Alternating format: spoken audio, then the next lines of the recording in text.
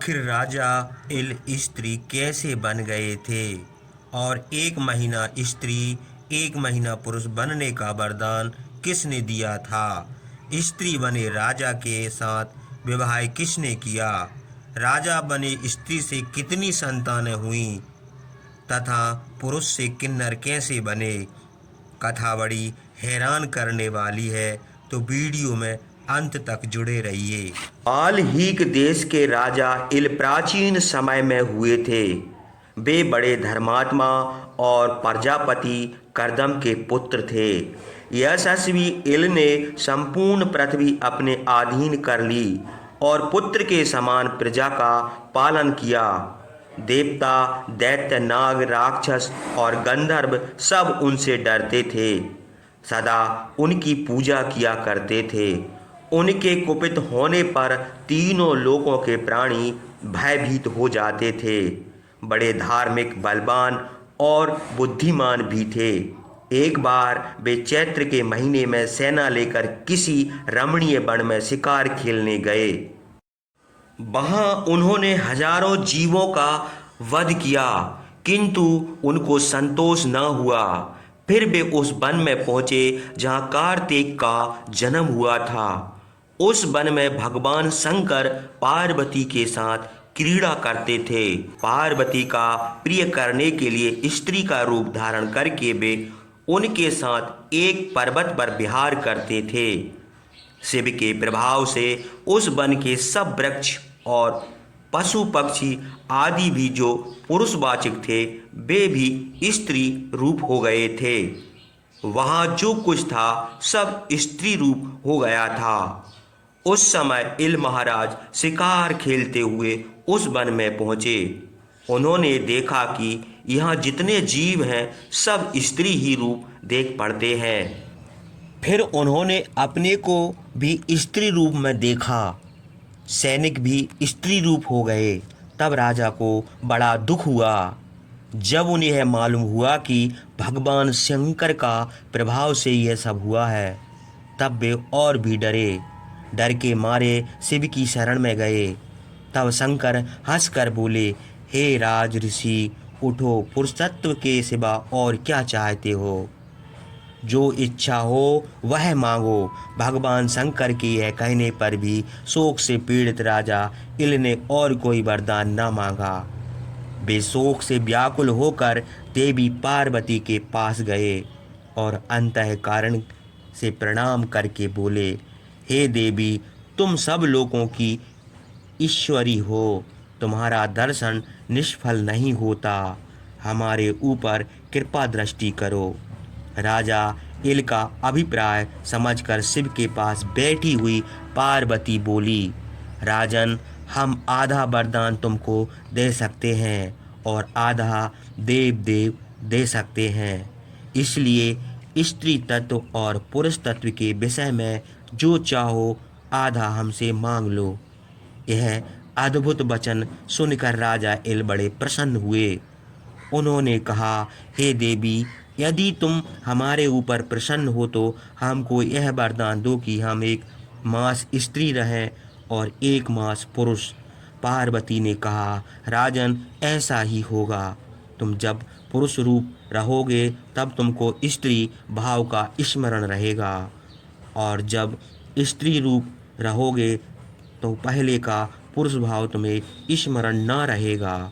हे लक्ष्मण, पार्वती के वरदान से महाराज इल 1 महीने पुरुष रूप रहते थे और दूसरे महीने में त्रैलोक सुंदरी स्त्री हो जाते थे। जब पुरुष रूप रहते थे तो इल नाम रहता था, और जब स्त्री हो जाते थे तो इनका नाम इला होता था। भरत और लक्ष्मण राजा इल की यह अद्भुत कथा सुनकर बड़े विस्मित हुए। वे हाथ जोड़कर रामचंद्र से बोले, राजा इल कर्म से स्त्री और पुरुष का रूप धारण करके कैसी दुर्गति भोगते रहे, विस्तार के साथ कहिए। इसको सुनने की हमें बड़ी उत्सुकता है। रामचंद्र ने कहा, जो कुछ हुआ था वह सुनो। राजा इल प्रथम मास में अपने अनुचरों के साथ परम सुंदरी स्त्री होकर उस वन में विहार करने लगे। अपने वाहन छोड़ दिए। वृक्ष, गुल्म और लताओं से आच्छादित उस वन में पर्वत के ऊपर पैदल विचरने लगे। पर्वत के समीप ही एक सुंदर तालाब था, जिसमें अनेक प्रकार के जल पक्षी शोभित थे। वहाँ चंद्रमा के पुत्र बुद्ध तपस्या कर रहे थे। उनका रूप बहुत ही सुंदर था। पूर्ण चंद्रमा के समान उनका तेज था। इला ने उन्हें देखा। उनका रूप देखकर उनको बड़ा आश्चर्य हुआ और सहचरी स्त्रियों के साथ क्रीड़ा करने के लिए सरोवर में प्रवेश किया। उस सर्वांग सुंदरी स्त्री को देखकर बुद्ध का ध्यान भंग हुआ। वे सोचने लगे कि यह देवता से भी बढ़कर सुंदरी स्त्री कौन है। देवी, नागी, असुरी अथवा अप्सरा, किसी को भी ऐसी रूपवती हमने नहीं देखा। यदि इसका विवाह किसी के साथ न हुआ तो यह स्त्री सर्वथा हमारे योग्य है। यह सोचकर बुद्ध जल के बाहर आए। सरोवर के तट पर उनका आश्रम था। उन्होंने आश्रम में जाकर उन स्त्रियों को बुलाया। स्त्रियों ने आकर उनको प्रणाम किया। तब बुद्ध ने उनसे पूछा, यह लोक सुंदर स्त्री किसकी है और किस लिए यहाँ आई है? इसका हाल शीघ्र हमसे बताओ। स्त्रियां मधुर वचन बोलीं, यह हम लोगों की स्वामिनी है, इनके पति नहीं है, हम लोगों के साथ इस वन में विचरती है। स्त्रियों के यह वचन सुनकर बुद्ध ने पवित्र आवर्तनी विद्या का स्मरण किया। योग बल से राजा इल का संपूर्ण हाल भी जान लिया। तब उनसे बोले, तुम लोग किन्नरी होकर इस पर्वत पर रहो, रहने के लिए पर्णशाला बना लो, फल मूल खाओ, तुम लोगों को किन्नर पति शीघ्र ही मिल जाएंगे। बुद्ध ने योग बल से उन सबको किन्नर बना दिया और वे उस पर्वत पर रहने लगे। यह कथा सुनकर भरत और लक्ष्मण को बड़ा आश्चर्य हुआ। रामचंद्र फिर कहने लगे, जब सब स्त्रियां पर्वत के ऊपर चली गईं तो बुद्ध हंसकर इला से बोले, हे सुंदरी, हम चंद्रमा के पुत्र हैं, हमारा नाम बुद्ध है, तुम हमको अपना पति बनाओ और हमसे प्रेम करो। इला की सहचरी चली गई थीं। एकांत में बुद्ध के यह वचन सुनकर वह बोली, हे सौम्य, हम स्वाधीन हैं, आप ही की सेवा करेंगी, जो आपकी आज्ञा हो सो करें। इला के यह वचन सुनकर बुद्ध को बड़ा हर्ष हुआ। वे उसके साथ विहार करने लगे। चैत्र का महीना इला के साथ विहार करते करते एक क्षण के समान बीत गया। जिस दिन महीना बीता उस दिन इला की स्त्री तत्व जाता रहा। पूर्ण चंद्रमा के समान प्रजापति कर्दम के पुत्र इल जागकर सैया पर उठ बैठे। उन्होंने देखा कि उस स्थान पर जल के भीतर ऊपर को हाथ उठाए एक तपस्वी निरालंब कठोर तप कर रहे हैं। इल उनसे बोले, भगवान, हम अपनी सेना के साथ इस वन में आए थे, मालूम नहीं हमारे सैनिक कहाँ चले गए।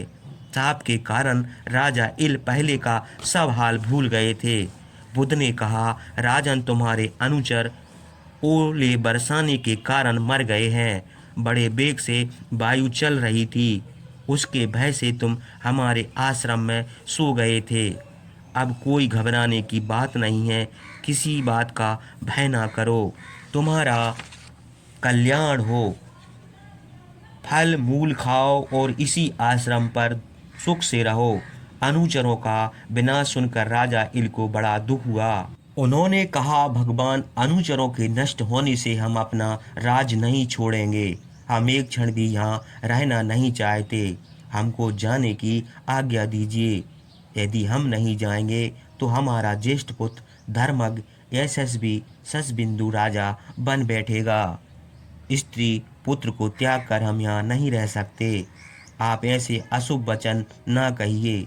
राजा इल के यह कहने पर बुद्ध उनको समझाने लगे, राजन, तुम कुछ दिन इसी आश्रम पर रहो, शोक ना करो, 1 वर्ष यहीं निवास करो, हम तुम्हारे हित का कोई उपाय करेंगे। ब्रह्मवादी बुद्ध के अनुरोध से राजा इल वहाँ रहने लगे। वे पार्वती के वरदान के प्रभाव से 1 महीना स्त्री होकर विहार करते थे और 1 महीना पुरुष होकर धर्म कार्य करते थे।